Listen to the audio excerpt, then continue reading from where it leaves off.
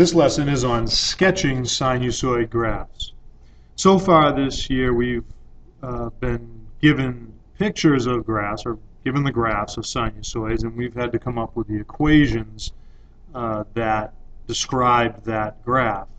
Now we're going to flip that, and you're going to get an equation of a sinusoid, and you're going to have to come up with the graph of the sinusoid.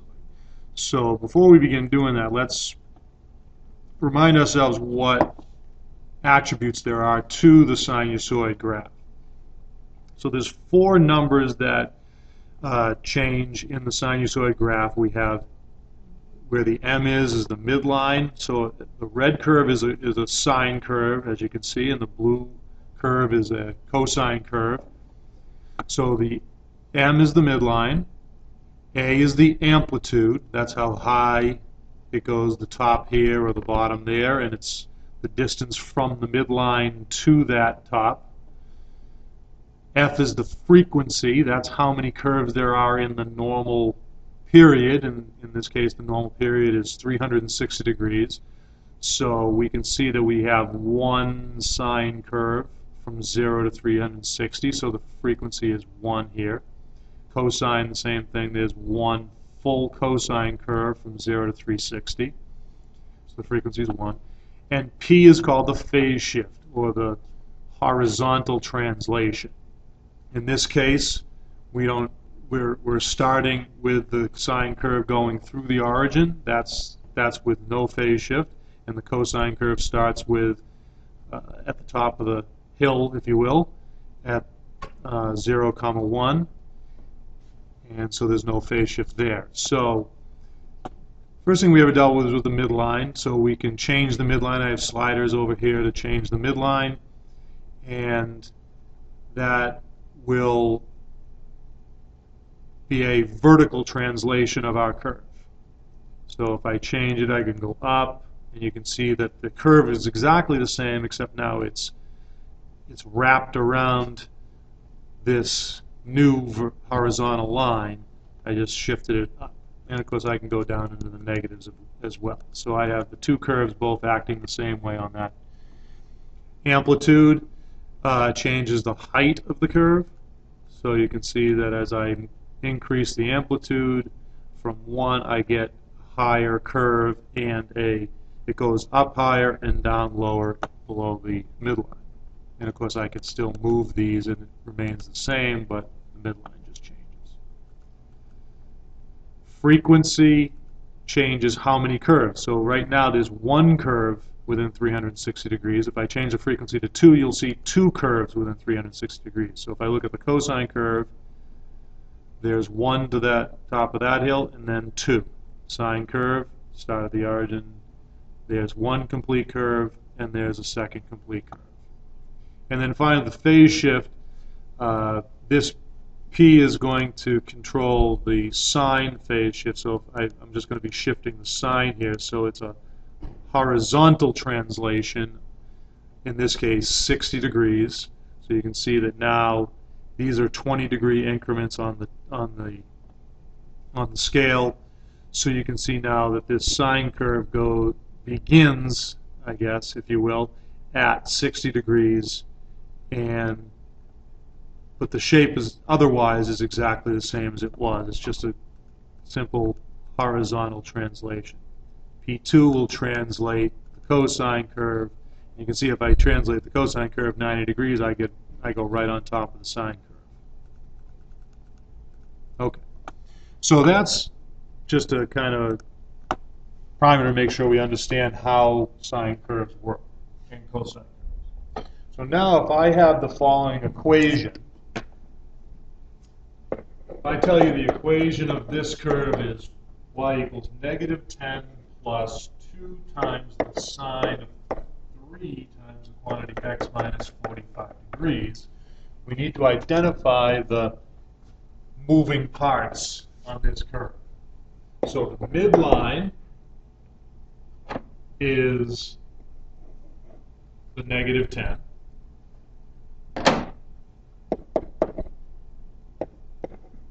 The amplitude is 2. frequency is 3, and the phase shift is 45 degrees. Now you notice it says x minus 45 degrees. That's a horizontal translation to the right 45 degrees because it's minus there. Now the additional thing that we have to worry about with drawing the curve is whether this is plus or minus. And this plus or minus is going to attach to the curve. So either it's going to be a sine curve or the reflection of the sine curve through the midline. So the first thing that I like to do is draw in the midline. And I just draw a long dashed horizontal line. And then I know I'm going to be drawing the sinusoid curve.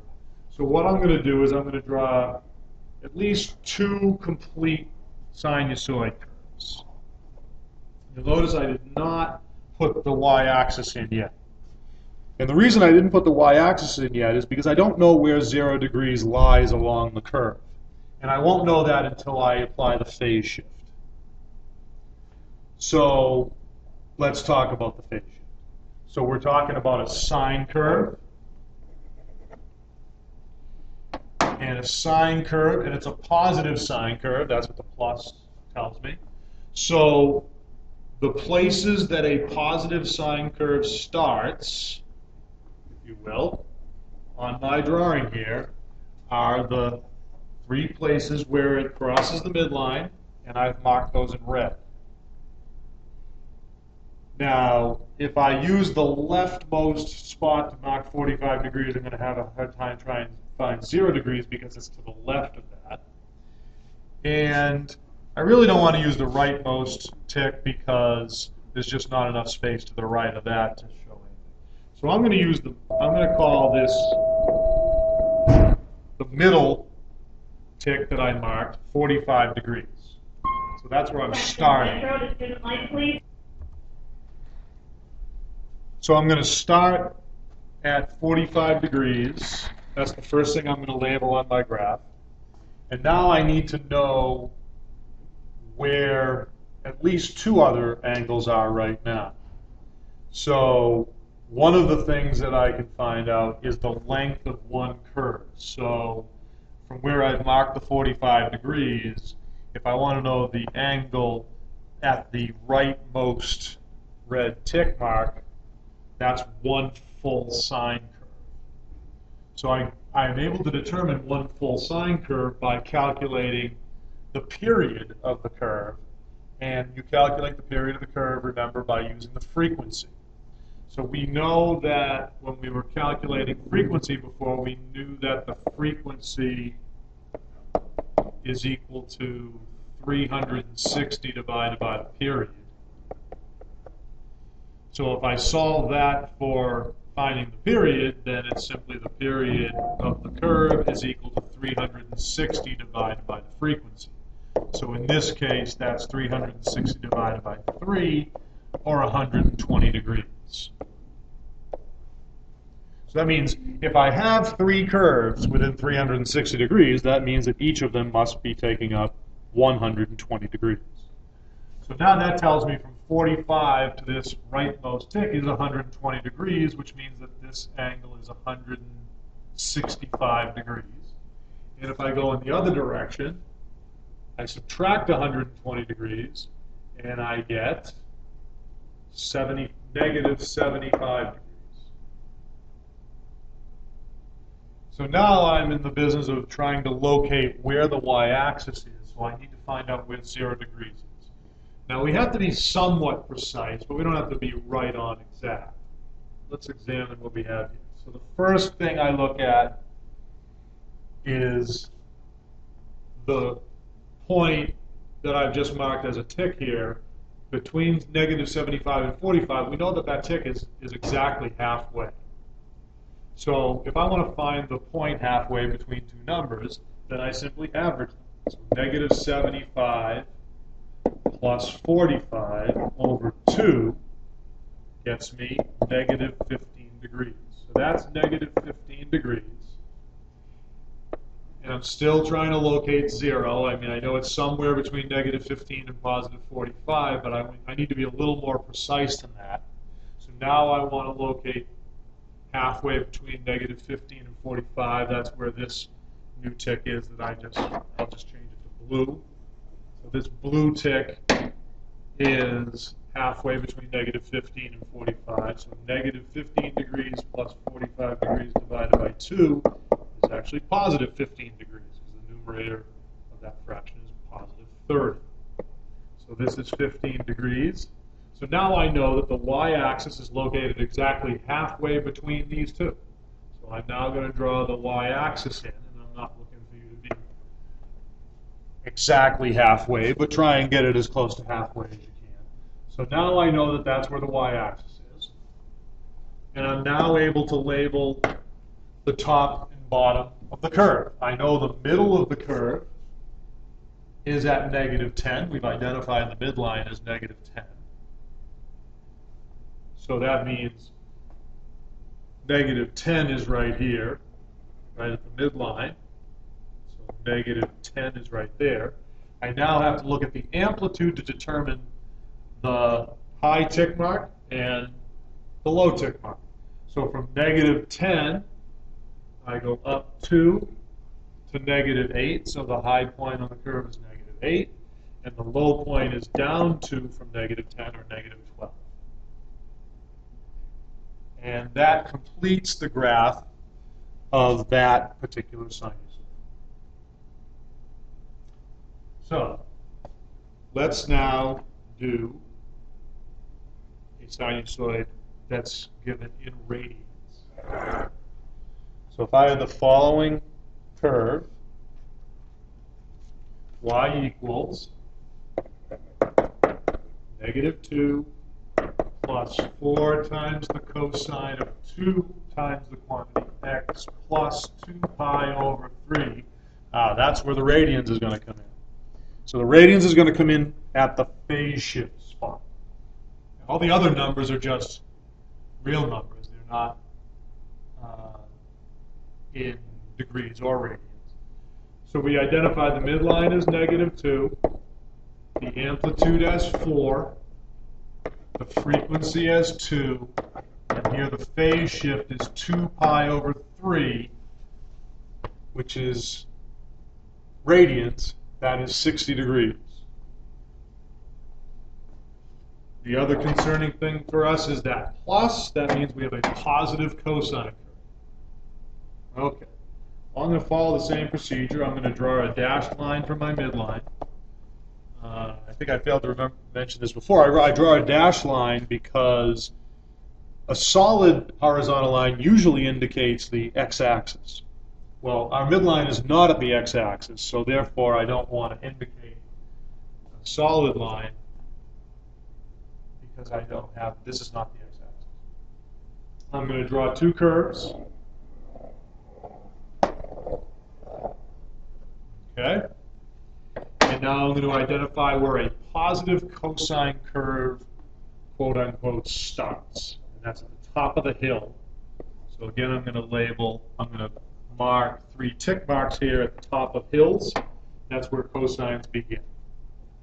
Now my phase shift, excuse me, I misapplied the phase shift. There's a plus here, right? So that means the phase shift is really negative 2 pi over 3. Because that should have been x minus negative 2 pi over 3 if we wrote it in the same form as before. Remember that x plus 2 pi over 3 is a left phase shift.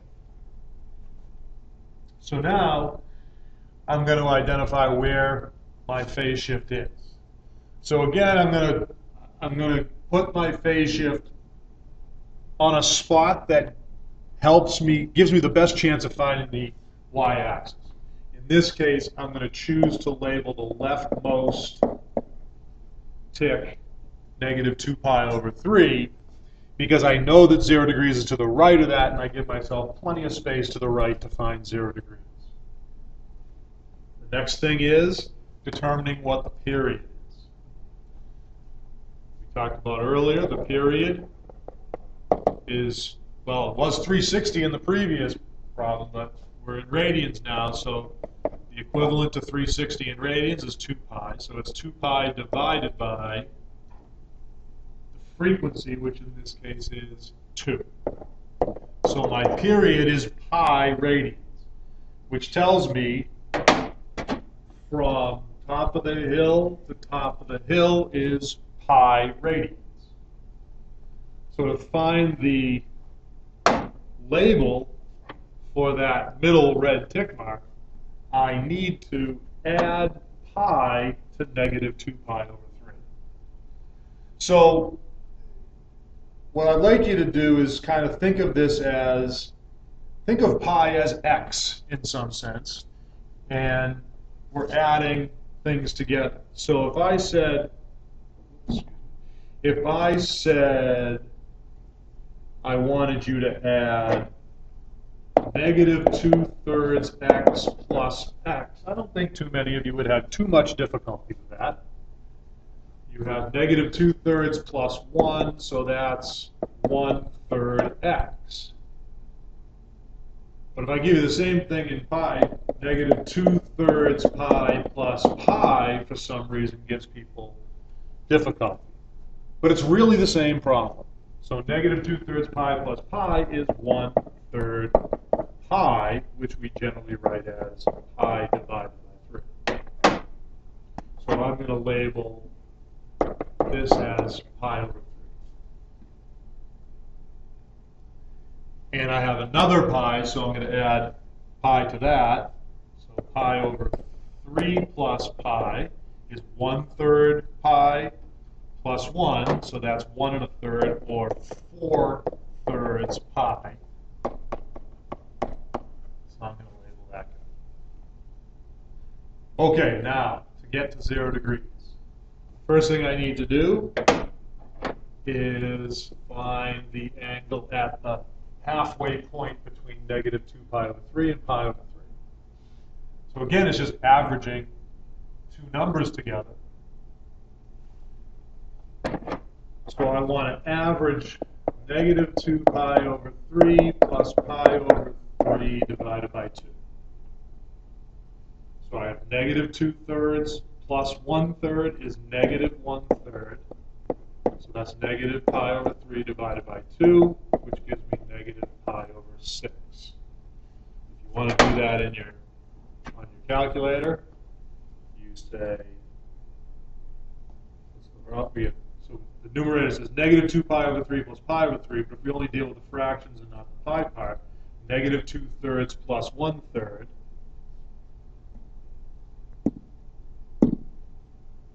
Negative 2/3 plus 1/3. And if I want to express that as a fraction, math frac, gets me negative 1/3. That's exactly what we have here. Negative 1/3 pi divided by 2. And then I can take that and divide by 2 and fractionalize that answer, and you can see negative 1/6. So you can use your calculator for this if you're having trouble with the fractions. So that means that this is negative pi over 6 here. So again, now 0 degrees is to the right of that still. So now I need to know what that halfway point is. So now I want to average. Negative pi over 6 and pi over 3.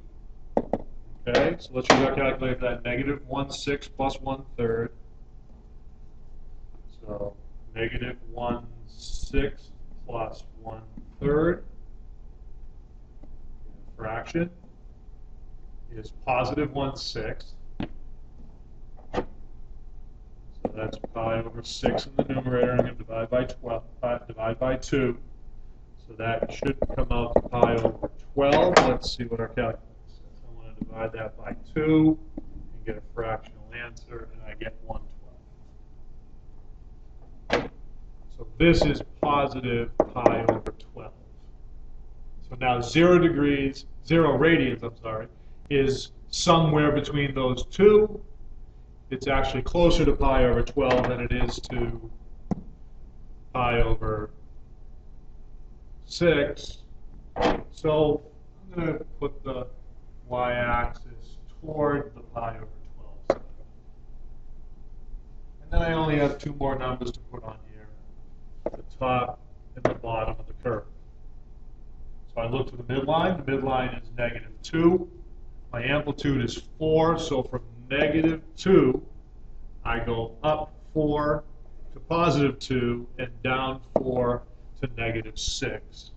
And there's my drawing. That concludes this lesson on sketching sinusoid graphs.